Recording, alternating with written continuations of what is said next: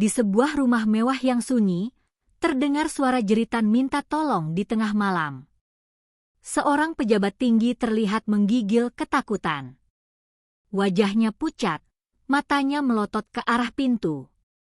"Tolong, jangan datang lagi, aku salah, aku salah." Namun, tidak ada siapa-siapa di sana.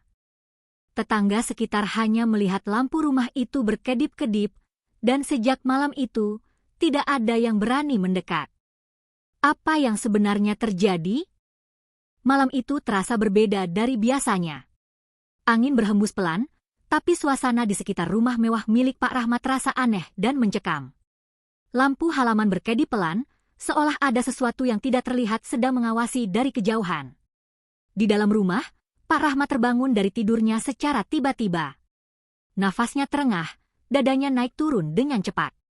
Ia langsung duduk sambil memegang dadanya. "Siapa?" ucapnya pelan, suaranya gemetar. Ia merasa seperti ada yang memanggilnya. Bukan suara keras, tapi jelas sekali terdengar di telinganya. Suara itu seperti bisikan yang datang dari dekat, tapi saat ia melihat ke sekeliling kamar, tidak ada siapa-siapa. Istrinya masih tertidur lelap di sampingnya. Tidak ada tanda-tanda ia mendengar sesuatu. Pak Rahmat turun dari tempat tidur. Kakinya terasa berat saat menyentuh lantai. Ia berjalan pelan menuju pintu kamar, lalu membukanya sedikit. Lorong rumah terlihat gelap. Hanya cahaya redup dari lampu ujung lorong yang menyala. Tiba-tiba, tok, tok, tok. Suara ketukan terdengar dari pintu utama. Pak Rahmat langsung berhenti melangkah. Jantungnya berdegup kencang. Ia menelan ludah, mencoba menenangkan diri. "Siapa malam-malam begini?" gumamnya. Ia berjalan perlahan menuju ruang depan. Setiap langkahnya terasa semakin berat. Saat sampai di depan pintu, suara ketukan itu berhenti. Sunyi. Pak Rahmat mengintip dari lubang pintu. Gelap. Tidak ada siapa-siapa di luar. Dengan ragu, ia membuka pintu sedikit. Kosong. Namun saat ia menunduk, nafasnya langsung tercekat. Di depan pintunya, ada tanah basah. Seperti tanah yang baru saja digali. Jejak itu membentuk seperti bekas kaki, tapi aneh. Tidak jelas bentuknya, dan terlihat seperti menyeret. Pak Rahmat mundur satu langkah. "Ini, siapa yang berani main-main?" ucapnya, mencoba terdengar tegas, tapi suaranya tetap bergetar. Ia buru-buru menutup pintu dan menguncinya. Tangannya gemetar saat memutar kunci. Saat ia berbalik, matanya langsung membesar. Di ujung lorong, seperti ada bayangan berdiri diam. Hitam. Tidak jelas. Tapi seperti sosok manusia. Pak Rahmat terdiam. Ia tidak berani bergerak. Nafasnya semakin tidak teratur. "Kamu, siapa?" tanyanya pelan. Bayangan itu tidak menjawab. Namun perlahan, seperti bergerak mendekat. Pak Rahmat langsung mundur dengan panik. Kakinya tersandung karpet, hampir jatuh. Ia buru-buru berdiri dan berlari kembali ke kamar. Ia menutup pintu kamar dengan keras dan menguncinya. Istrinya terbangun karena suara itu. "Pak, kenapa?" tanya istrinya dengan wajah bingung. Pak Rahmat hanya diam. Keringat dingin membasahi wajahnya. "Di luar, ada sesuatu," katanya pelan. Istrinya mulai terlihat takut. Apa maksudnya ada sesuatu? Pak Rahmat tidak menjawab. Ia hanya menatap pintu kamar, seolah takut sesuatu akan masuk kapan saja. Malam itu, mereka tidak bisa tidur lagi. Dan sejak malam itu, sesuatu mulai berubah dalam hidup Pak Rahmat. Pagi hari setelah kejadian itu, Pak Rahmat mencoba bersikap seperti tidak terjadi apa-apa. Ia duduk di meja makan dengan wajah tegang, tapi tetap berusaha terlihat normal di depan istrinya. Istrinya beberapa kali melirik dengan rasa khawatir. "Pak, semalam itu benar ada orang?" tanya istrinya pelan. Pak Rahmat langsung menggeleng. "Tidak ada. Mungkin cuma perasaan saja."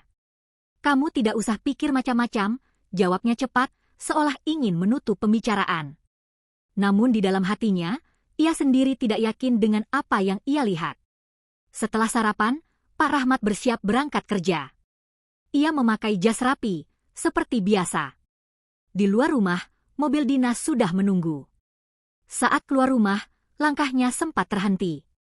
Tanah basah yang semalam ada di depan pintu, sudah tidak ada. Bersih. Seolah tidak pernah terjadi apa-apa. Pak Rahmat menghela nafas panjang, mencoba meyakinkan dirinya. Benar, cuma halusinasi, gumamnya. Ia pun masuk ke mobil dan berangkat ke kantor. Di kantor, Pak Rahmat dikenal sebagai pejabat yang berkuasa. Banyak orang yang segan, bahkan takut padanya. Setiap keputusannya jarang dibantah. Namun di balik itu semua, ada sisi lain yang tidak banyak orang tahu. Ia mulai terbiasa menerima uang dari berbagai pihak. Proyek-proyek besar sering ia atur agar jatuh ke orang yang mau membayar lebih. Siang itu, seorang pria datang ke ruangannya. "Pak, ini berkas penggusuran di daerah pinggir kota. Tinggal tanda tangan dari Bapak," kata pria itu sambil menyerahkan map. Pak Rahmat membuka berkas itu dengan santai. "Sudah beres semua?" tanyanya. "Sudah, Pak. Warga sudah diberi pemberitahuan. Tinggal eksekusi saja." Pak Rahmat tersenyum tipis. "Tahu kan, proyek ini penting. Jangan sampai ada yang menghalangi." Pria itu mengangguk, lalu menyelipkan sebuah amplop tebal di atas meja. Pak Rahmat melirik sekilas, lalu mengambilnya tanpa ragu. "Bagus. Saya tanda tangan sekarang." Tanpa berpikir panjang, ia menandatangani berkas itu. Ia tidak peduli bahwa di balik keputusan itu, ada banyak keluarga yang akan kehilangan tempat tinggal. Sore harinya, saat hendak pulang, salah satu bawahannya terlihat ragu mendekat. "Pak, maaf, tapi di lokasi penggusuran ada beberapa warga yang masih bertahan. Mereka minta waktu tambahan," katanya hati-hati. Pak Rahmat langsung mengerutkan kening. "Sudah saya bilang, tidak ada toleransi. Kalau tetap melawan, gusur saja," jawabnya dingin. "Tet." "Tidak ada tapi," potong Pak Rahmat tegas. Bawahannya hanya bisa diam dan mengangguk. Malam harinya, Pak Rahmat pulang dengan perasaan biasa saja. Ia bahkan sempat tersenyum saat melihat rumah mewahnya. Namun saat membuka pintu, ia kembali terdiam. Udara di dalam rumah terasa dingin. Lebih dingin dari biasanya. Istrinya menyambut dari dalam. "Pak, dari tadi rumah terasa aneh. Saya seperti dengar suara orang jalan di belakang," ucapnya pelan. Pak Rahmat langsung menegang. Ia mencoba tetap tenang. "Mungkin cuma suara tikus atau apa." "Jangan takut," katanya. Namun saat ia melangkah masuk lebih jauh, terdengar suara pelan. Seperti langkah kaki dari arah lorong. Pak Rahmat berhenti. Suara itu jelas. Langkah, pelan, menyeret. Ia dan istrinya saling berpandangan. Tanpa sadar, rasa takut mulai kembali. Dan malam itu, suara itu terdengar lebih jelas dari sebelumnya. Keesokan harinya, suasana di lokasi penggusuran jauh dari kata tenang. Beberapa alat berat sudah berjajar di pinggir jalan. Petugas berdiri dengan wajah tegas, siap menjalankan perintah. Di depan rumah-rumah sederhana, warga berkumpul dengan wajah cemas. Sebagian sudah mengemas barang, tapi masih banyak yang bertahan, berharap ada keajaiban. Di antara mereka, ada seorang ibu tua yang duduk di depan rumah kecilnya. Rumah itu tampak rapuh, tapi bersih dan terawat. Ia memegang sebuah tas kecil berisi barang seadanya. Matanya terus melihat ke arah petugas yang semakin mendekat. "Pak, tolong, beri saya waktu sedikit lagi," ucapnya lirih saat salah satu petugas lewat. Petugas itu terlihat ragu, tapi akhirnya tetap berjalan. Tak lama kemudian, mobil dinas Pak Rahmat datang. Ia turun dengan langkah tenang, seolah tidak ada beban sama sekali. Warga langsung mendekat. "Pak, kami mohon, jangan hari ini, kami belum siap," kata salah satu warga. Namun Pak Rahmat hanya menatap dingin. "Semua sudah ada aturannya. Kalian sudah diberi waktu," jawabnya singkat. Ibu tua itu perlahan berdiri. Kakinya gemetar saat berjalan mendekat ke arah Pak Rahmat. "Pak, rumah ini satu-satunya yang saya punya, suami saya sudah tidak ada, saya tinggal sendiri, ucapnya dengan suara bergetar. Pak Rahmat menatap sekilas, lalu mengalihkan pandangannya. Ini bukan urusan saya. Kalau memang harus digusur, ya digusur, katanya tanpa rasa iba. Ibu itu hampir jatuh, tapi tetap bertahan. Pak, saya mohon, demi kemanusiaan, suaranya semakin lemah. Namun Pak Rahmat justru memberi isyarat pada petugas. Laksanakan sekarang. Suasana langsung kacau. Alat berat mulai bergerak. Warga berteriak, beberapa menangis histeris. Ibu tua itu terduduk lemas saat melihat rumahnya mulai dihancurkan. Suara kayu patah terdengar keras. Debu beterbangan. Tangisan ibu itu pecah. Ya Allah, kenapa begini? Ucapnya sambil menangis. Pak Rahmat hanya berdiri melihat semua itu. Wajahnya tetap datar, seolah tidak terjadi apa-apa. Namun saat ia berbalik menuju mobil, tiba-tiba angin berhembus cukup kencang. Debu beterbangan lebih pekat. Dan di tengah itu semua, Pak Rahmat seperti melihat sesuatu. Sosok ibu tua itu berdiri. Padahal tadi ia jelas melihat ibu itu jatuh lemas. Pak Rahmat berhenti. Ia menoleh kembali. Namun saat ia fokus melihat, ibu itu sudah tidak berdiri. Ia kembali terduduk, menangis seperti tadi. Pak Rahmat mengerutkan kening. Perasaan saja, gumamnya. Ia langsung masuk ke mobil dan pergi dari tempat itu. Malam harinya, saat Pak Rahmat sedang duduk sendiri di ruang tamu, suara televisi menyala pelan. Tiba-tiba, terdengar suara tangisan. Pelan, seperti sangat jauh. Pak Rahmat menoleh ke arah dapur. Sunyi. Ia mematikan televisi. Tangisan itu terdengar lagi. Lebih jelas. Seperti suara seorang wanita tua, menangis pelan. Pak Rahmat berdiri perlahan. Jantungnya mulai berdegup lebih cepat. Siapa itu? Ucapnya pelan. Ia melangkah ke arah lorong. Tangisan itu semakin dekat. Dan saat ia sampai di ujung lorong, ia melihat sesuatu yang membuat tubuhnya kaku. Di lantai, ada tanah basah lagi. Lebih banyak dari sebelumnya. Dan di ujung lorong, terdengar suara pelan. Seperti seseorang sedang berbisik. Pak Rahmat tidak berani mendekat. Namun suara itu terus terdengar. Pelan, tapi jelas. Seolah memanggil namanya. Malam itu, Pak Rahmat tidak berani melangkah lebih dekat ke arah lorong. Kakinya seperti menolak bergerak. Suara bisikan itu masih terdengar, pelan tapi jelas, membuat bulu kuduknya berdiri. Rahmat. Suara itu seperti memanggil namanya. Pak Rahmat langsung mundur perlahan. Nafasnya mulai tidak teratur. Ia kembali ke ruang tamu dan duduk dengan wajah tegang. Beberapa saat kemudian, istrinya keluar dari kamar. "Pak, kenapa belum tidur?" tanyanya. Pak Rahmat menoleh dengan cepat. "Kamu tidak dengar apa-apa?" tanyanya. Istrinya menggeleng. "Tidak ada apa-apa." "Memangnya ada apa?" Pak Rahmat diam. Ia ragu untuk menjelaskan. Namun tiba-tiba, suara tangisan itu terdengar lagi. Kali ini lebih keras. Istrinya langsung terdiam. Wajahnya berubah pucat. "Itu, suara apa?" ucapnya gemetar. Pak Rahmat tidak menjawab. Ia hanya menatap ke arah lorong. Tangisan itu seperti datang dari dalam rumah mereka sendiri. Pelan, menyayat, dan terus berulang. Tanpa sadar, istrinya mendekat dan memegang lengan Pak Rahmat. "Pak, ini bukan hal biasa. Kita harus minta bantuan," ucapnya dengan suara pelan. Pak Rahmat mulai terlihat gelisah.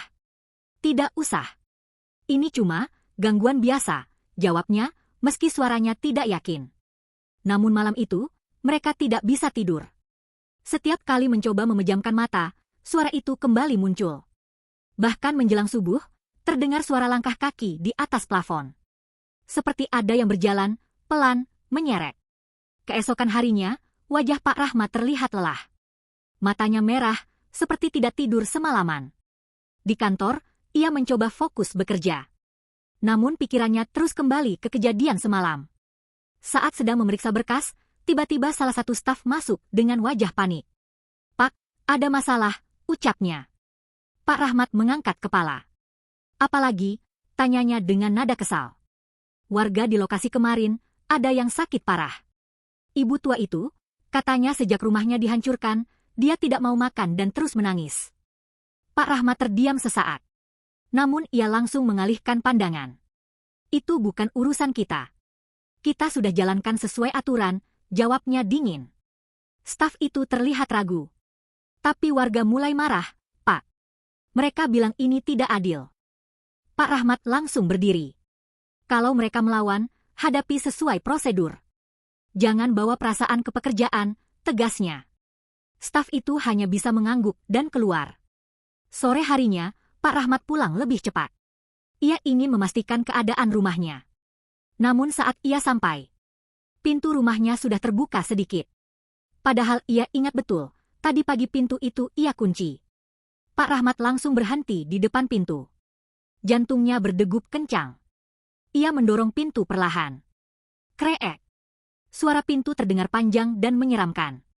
Di dalam, rumah tampak gelap. Lampu yang biasanya menyala, kini mati semua. Bu, kamu di dalam, panggilnya. Tidak ada jawaban. Pak Rahmat melangkah masuk perlahan. Setiap langkahnya terasa berat. Saat ia menyalakan lampu, matanya langsung membesar. Di lantai ruang tamu, ada jejak tanah basah menyebar ke berbagai arah. Seperti ada seseorang yang berjalan mondar-mandir di dalam rumah. Pak Rahmat menelan ludah. Ini tidak mungkin, ucapnya pelan. Tiba-tiba, dari arah kamar, terdengar suara pintu terbuka sendiri. Pak Rahmat langsung menoleh. Dan di ujung lorong, ia melihat sosok berdiri. Sosok itu diam. Kepalanya tertunduk. Dan perlahan, mulai mengangkat wajahnya. Pak Rahmat terpaku. Wajah itu, sangat ia kenal. Itu adalah ibu tua yang rumahnya ia gusur. Namun wajahnya kini berbeda. Pucat, kotor, dan matanya kosong. Pak Rahmat tidak bisa bergerak. Sosok itu mulai melangkah mendekat. Pelan, menyeret. Dan setiap langkahnya meninggalkan jejak tanah basah. Pak Rahmat mundur dengan panik. Nafasnya semakin cepat. Sosok itu semakin dekat. Dan saat jaraknya tinggal beberapa langkah, lampu tiba-tiba mati. Gelap total. Dalam kegelapan itu, terdengar suara lirih. Kamu harus merasakan. Gelap menyelimuti seluruh rumah. Pak Rahmat berdiri kaku, tidak berani bergerak sedikit pun. Nafasnya terdengar jelas di tengah kesunyian yang mencekam. Kamu harus merasakan. Suara itu kembali terdengar, kali ini tepat di dekat telinganya. Pak Rahmat langsung menutup telinganya dengan kedua tangan. Cukup, cukup, ucapnya terbata. Tiba-tiba lampu kembali menyala. Pak Rahmat langsung membuka mata. Ia melihat sekeliling dengan cepat. Tidak ada siapa-siapa. Lorong kembali kosong. Namun jejak tanah di lantai masih ada. Bahkan kini terlihat lebih banyak, seolah baru saja seseorang berjalan mengelilinginya. Pak Rahmat langsung berlari keluar rumah. Ia tidak peduli lagi dengan keadaan di dalam. Di luar, ia bersandar di mobilnya sambil menarik nafas panjang. Keringat dingin membasahi seluruh tubuhnya. Tak lama kemudian, istrinya datang dari luar pagar. Pak, saya tadi ke rumah tetangga. Listrik sempat mati katanya. Pak, kenapa pucat begitu? Tanyanya panik. Pak Rahmat hanya diam. Ia tidak mampu menjelaskan.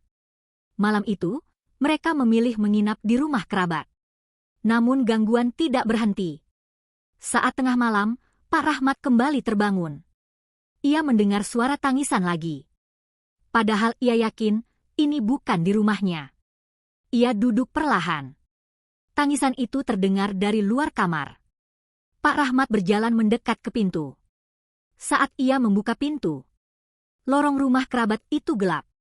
Dan di ujung sana, ada sosok berdiri. Pak Rahmat langsung menutup pintu dengan keras. Tidak mungkin, ucapnya ketakutan. Keesokan harinya, kondisi Pak Rahmat semakin memburuk. Wajahnya pucat, matanya sayu, dan pikirannya tidak tenang. Saat di kantor, suasana juga tidak kalah tegang.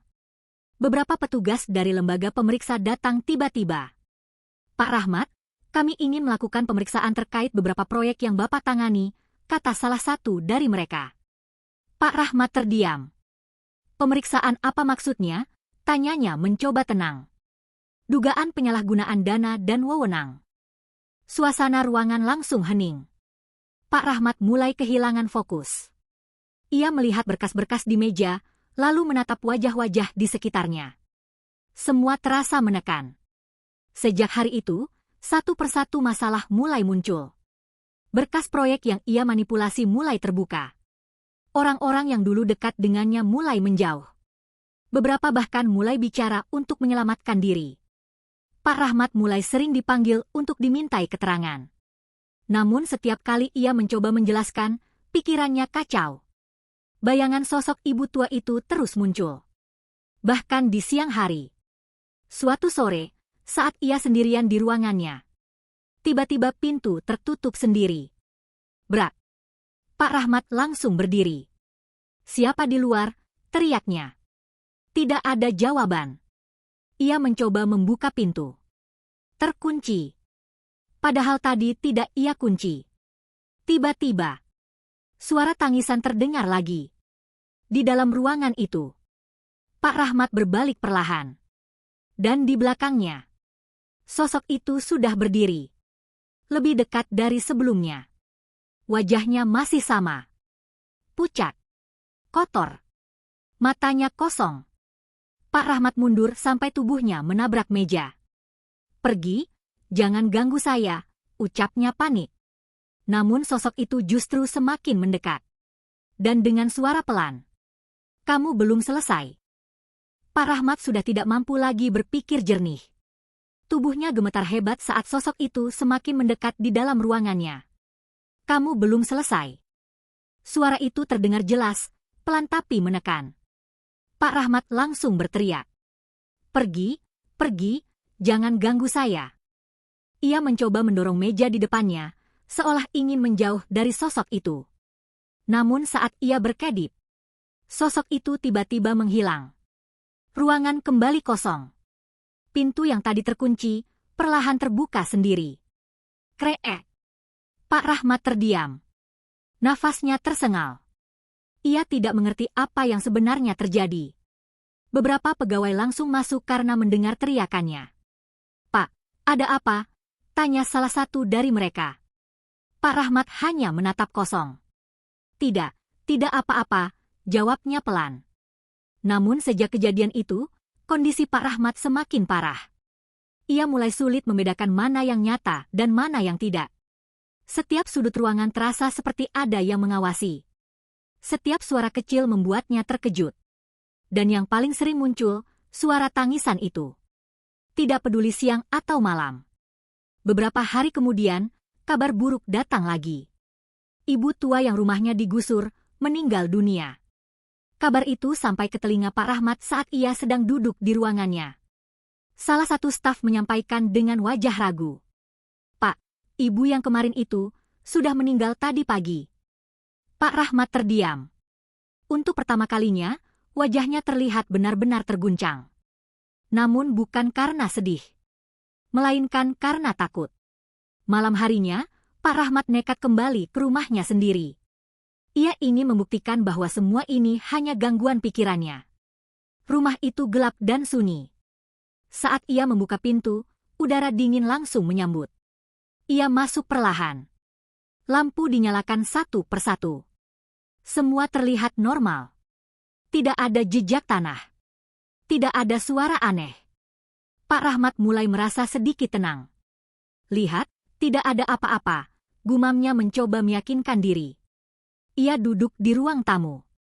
Namun ketenangan itu tidak bertahan lama. Tiba-tiba, lampu berkedip. Sekali. Dua kali. Lalu mati. Gelap. Pak Rahmat langsung berdiri. Tidak, ini tidak mungkin, ucapnya panik. Dari arah lorong, terdengar suara langkah kaki. Pelan, menyeret. Semakin dekat. Pak Rahmat mundur sampai punggungnya menempel ke dinding. Suara itu berhenti. sunyi beberapa detik. Lalu, terdengar suara pintu kamar terbuka sendiri. Krek. Pak Rahmat menatap ke arah lorong. Dalam kegelapan, terlihat bayangan bergerak. Dan perlahan, sosok itu muncul lagi. Namun kali ini, tidak sendiri. Di belakangnya, ada beberapa bayangan lain. Sosok-sosok yang samar, berdiri diam. Seolah mengelilingi. Pak Rahmat langsung jatuh terduduk. Tubuhnya lemas. Ampun, ampun, ucapnya sambil menangis. Sosok ibu tua itu melangkah lebih dekat.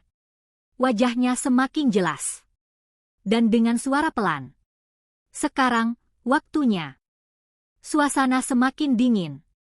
Nafas Pak Rahmat terasa berat.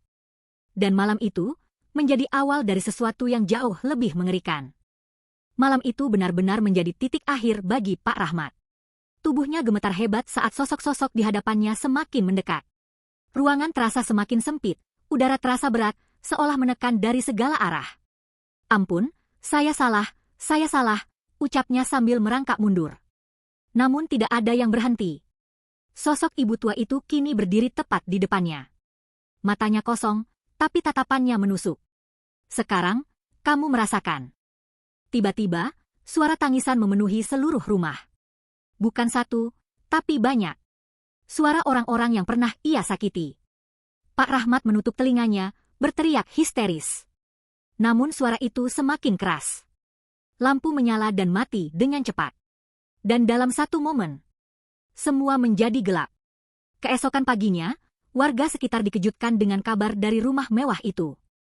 Pak Rahmat ditemukan tergeletak di ruang tamu. Tubuhnya kaku. Wajahnya penuh ketakutan, seperti melihat sesuatu yang sangat mengerikan sebelum ajal menjemputnya. Di lantai rumahnya, ditemukan bekas tanah yang berserakan. Sejak hari itu, rumah itu kosong. Tidak ada yang berani mendekat. Dan kisah Pak Rahmat menjadi peringatan bagi banyak orang. Bahwa kekuasaan bukan untuk menindas. Bahwa setiap air mata orang yang dizalimi akan dimintai pertanggungjawaban. Dan tidak ada satupun perbuatan yang luput dari pengawasan Allah. Kata bijak dan hikmah. Jabatan hanyalah titipan, bukan kekuasaan yang bebas digunakan sesuka hati. Harta bisa dicari, jabatan bisa diganti, tapi dosa kepada sesama akan selalu menuntut balasan. Takutlah pada doa orang yang terzalimi, karena tidak ada penghalang antara doanya dengan Allah. Terima kasih sudah mendengarkan cerita ini sampai akhir. Jika kalian suka dengan cerita seperti ini, jangan lupa dukung channel ini dengan cara komentar, like, dan subscribe. Dan nantikan cerita berikutnya yang tidak kalah menegangkan dan penuh pelajaran.